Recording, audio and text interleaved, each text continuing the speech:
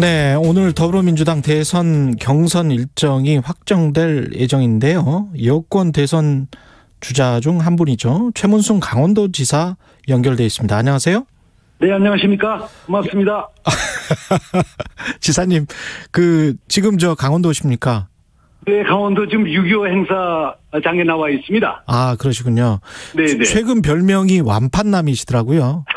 그렇습니다. 예. 완전히 판을 뒤집을 남자, 이렇게 불러주시면 고맙겠습니다. 완전히 뭘 판매를 많이 하셨다고 그러던데, 감자나 아스파라거스, 이것 때문에 완판남 되신 거 아니에요?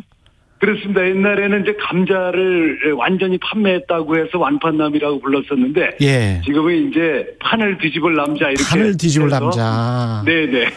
네. 예. 강원도지사 잘 하고 계시는데, 지금 대통령 선거에 나오신 이유는 뭘까요? 저희 두 가지 이유인데요. 첫 예. 번째는, 우리 대선 주자들이 많이 나와 계신데, 예. 그 정책들이 대부분 복지에 집중이 돼 있습니다. 예. 기본소득이라든가 뭐 여러 가지 이름으로. 그런데 그 복지를 가지고는 우리 시대의 시대 정신인 빈부격차를 해소할 수 없다. 그래서 저희들은 취직 사회 책임자라는 것을 대표 공약으로 해서 예. 젊은이들 그리고 어르신들도 취직을 제일 원하고 계십니다. 예. 거기에 좀 초점을 맞춰서 빈부격차 문제를 해소해야 된다. 이 이유로 나왔습니다. 그리고 또 하나는 우리 당의 경선이 좀 너무 밋밋하게 진행되고 있어서 예. 나름대로 좀 활기를 넣어보자 하는 뜻에서 맥이라는 캐릭터도 하나 가지고 나왔습니다. 그럼 다른 사람들은, 다른 경선 후보들은 미꾸라지라는 이야기 아닌가요? 미꾸라지는 아니고 지금 잉어 정도 되실 것 같습니다.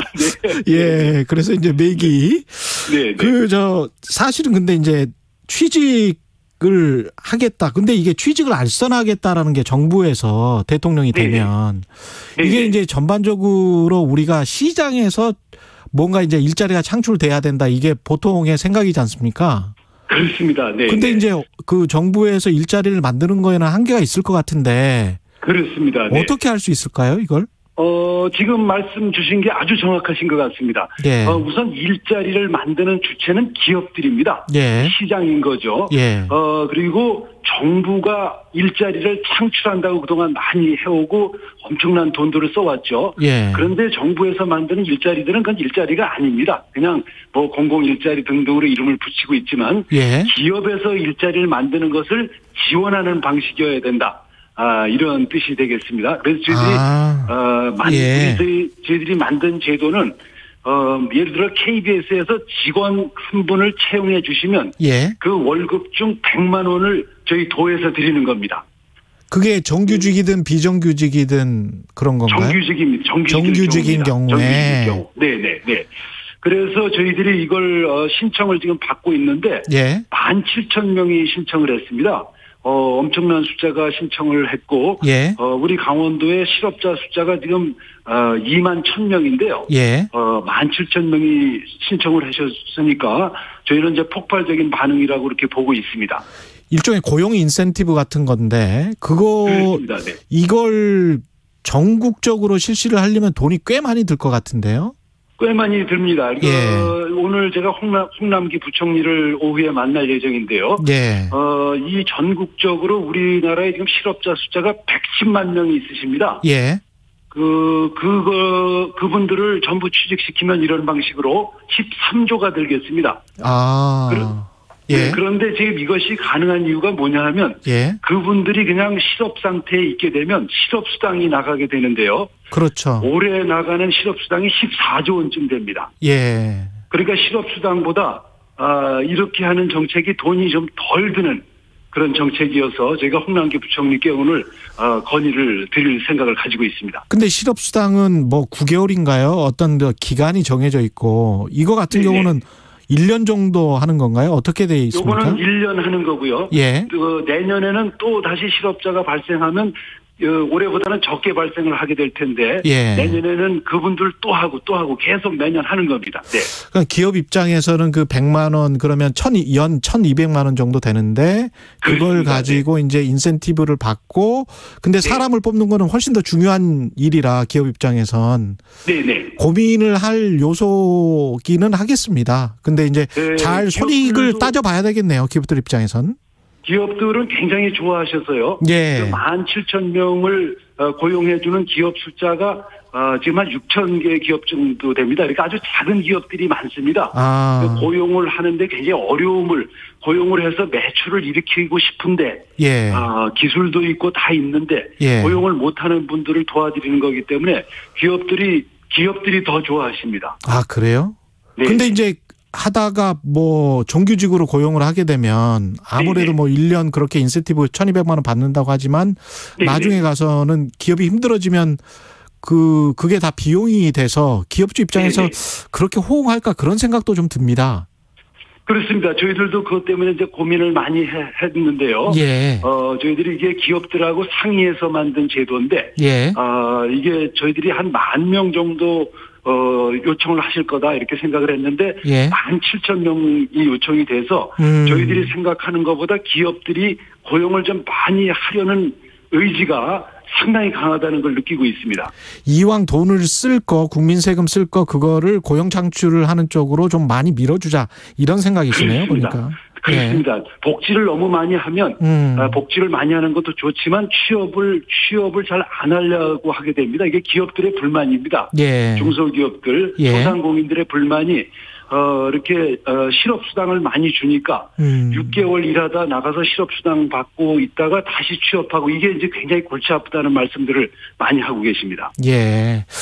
중소기업이나 자영업 이쪽 대상으로 주로 많이 어필을 할 수 있을 것도 같습니다. 잘 설계가 된다면. 네. 취직 사회 책임 제도라고 부르는 것이고요. 그런데 이제 이렇게 하시면서 이재명 경기도지사가 주장하는 기본소득 공약에 대해서는 폐기해야 한다. 이렇게 지금 말씀하시잖아요. 네. 이거는 왜 그런 건가요? 이제 그게 기본소득이라고 하면 지금 대개 연 50만 원씩 주신다는 거거든요. 예. 연 50만 원이면 한 달에 4만 원 정도가 되겠습니다. 예. 그러니까 그거 가지고는 빈부격차, 지금 말씀 불공정, 불평등 이걸 해소하는 데 전혀 도움이 되지 않는다는 게 저희들 생각입니다. 예. 그러니까 취직을 해서 기회를 잡게 하고 일을 하게 해서 그걸로 그 소득으로 어떻게 이제 빈부격차의 갭을 줄여나가는 그 방식을 한번 생각해 보자 이런 말씀이시네요. 그렇습니다. 그러니까 초점을 우리나라의 임금 소득자들의 평균 임금이 400만 원쯤 됩니다. 예. 기본소득은 4만 원쯤 되는 거죠. 그러니까 그 400만 원을 늘려주는 거. 400만 원을 못 받는 사람을 받게 만드는 거. 이게 정책의 핵심이 돼야 된다. 이런 생각입니다. 그 경선 연기와 관련해서는 지금 어떤 입장이십니까? 저는 경선 연기를 해야 된다고 주장을 좀 했었는데요.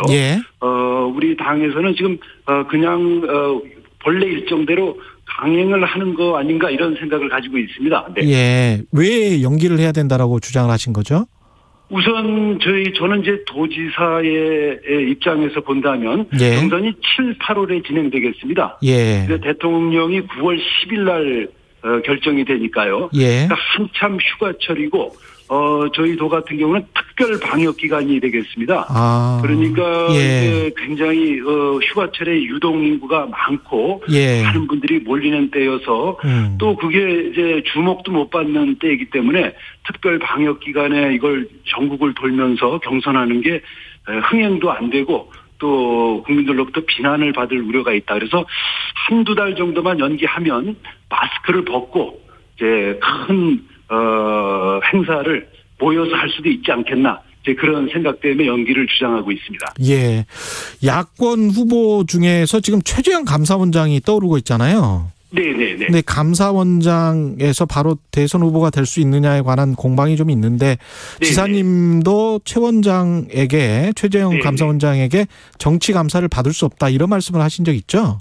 그렇습니다. 뭐 예. 감사원이라고 하면 우리 공무원들에게는 저승사자와 같은 존재인데요. 예. 그분이 현직에 있으시면서 정치 활동을 사실상 하고 계신 거 아니겠습니까? 그분은 예. 아니시라고 하겠지만 실제로 명확하게 출마하지 않겠다는 말씀을 하지 않는 이상 사실상 정치행위로 보는 거죠. 예. 그래서 그거는 정치 중립성의 위반이라고 보고 있고요. 예. 예를 들어 제가 여기서 도지사 직위를 할 때는 정치 중립을 지키고 예. 서울에 가서 정치 활동할 땐 휴가를 내고 나갑니다. 아, 휴가 그러시군요. 내고 가고 차도 여기 공용차를 쓰지 않고 사적인 차를 쓰고요. 비용도 그렇게 하고 아주 엄격하게 분리합니다. 아. 근데 이렇게 현직에 앉아서 사실상 정치 행위를 하시는 거는 저희들은 지금 뭐 굉장히 심각한 민주주의에 대한 훼손이라고 보고 있습니다. 하려면 빨리 사퇴를 하고 해야 된다, 그런 말씀이신가요? 즉시 사퇴 지금 벌써 하셨어야 됩니다. 네. 예. 네. 그 윤석열 전 총장 관련해서는 어떻습니까? 다음 주 화요일에 이제 대권 도전에 나선다고 하는데 6월 29일인데요. 그동안의 행보. 네. 예. 그분도 마찬가지시죠. 예. 검찰권이라는 막강한 권력을 가지고 이제 사실상 정치 행위를 한 것이고 거기서 얻은 정치적 자산을 가지고 출마를 하시는 건데요. 예. 이거는 저는 있을 수 없는 일이라고 생각합니다. 만약에 다음 검찰총장이 또 그렇게 하고 그 다음 분이 또 그렇게 하면 이걸 어떻게 막겠습니까? 이건 정치적 중립을 하라고 맡겨놓은 헌법에 규정해놓은 민주주의 절차를 위반하는 거라고 저는 그렇게 생각하고 있습니다. 그 엑스파일은 혹시 보셨나요? 저는 못 봤습니다. 네, 못 보셨어요? 네. 사실은 아주 유명한 그 카메라 출동이라고 MBC에서 그걸 만드신 분이잖아요. 예, MBC 사장 거쳐서 이제 강원도지사를 하시는 건데. 네. 이 어떻게 보세요? 이런 의혹 제기에 관해서는? 저는 엑스파일에 관해서는 사실은 별 관심이 없고요. 조금 아까 말씀드린 민주적인 정치적 중립성 보장을 깬 행위가 훨씬 더 크다.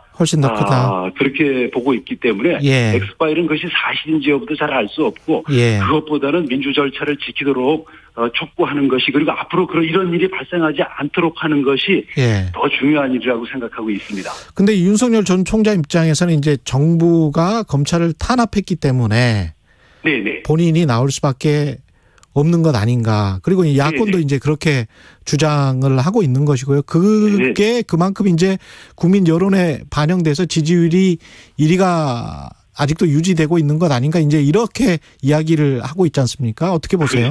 그렇다면 그 탄압한 사례를 정확하게 말씀을 하셔야 됩니다.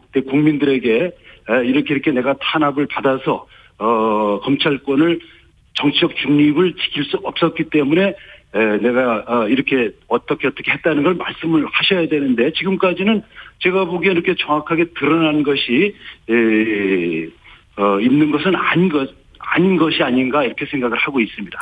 그 정치권이 귀족화되고 있다 이런 말씀도 하셨습니까? 네, 그렇습니다.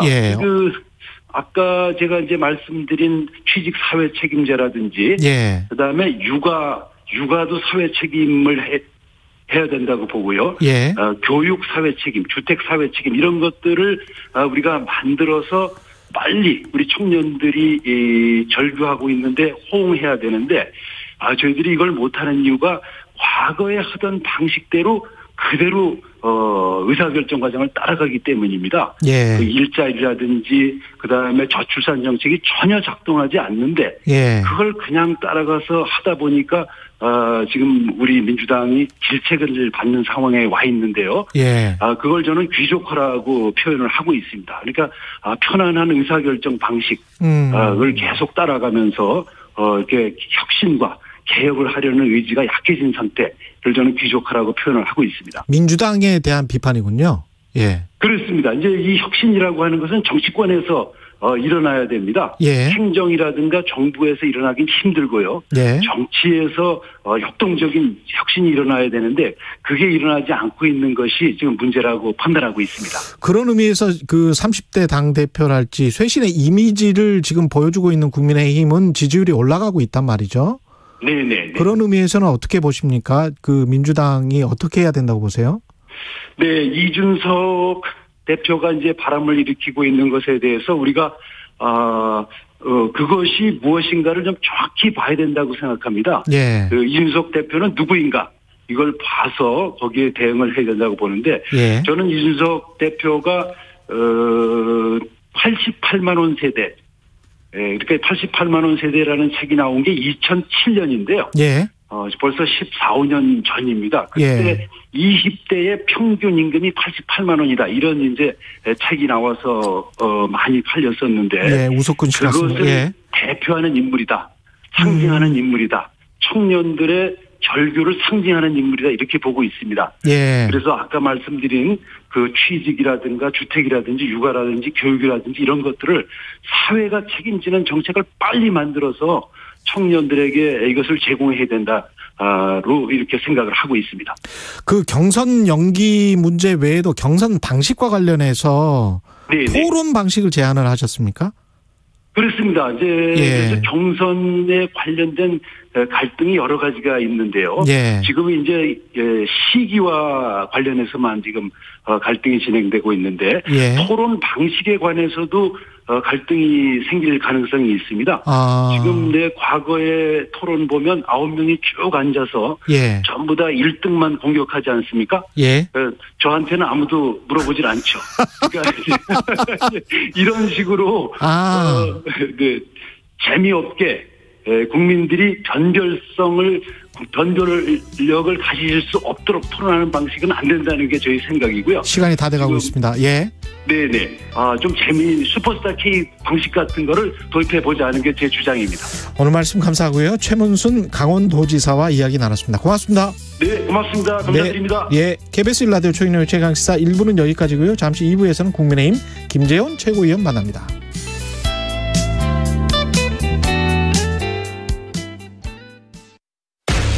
제가 2003년 11월까지 이제 복무를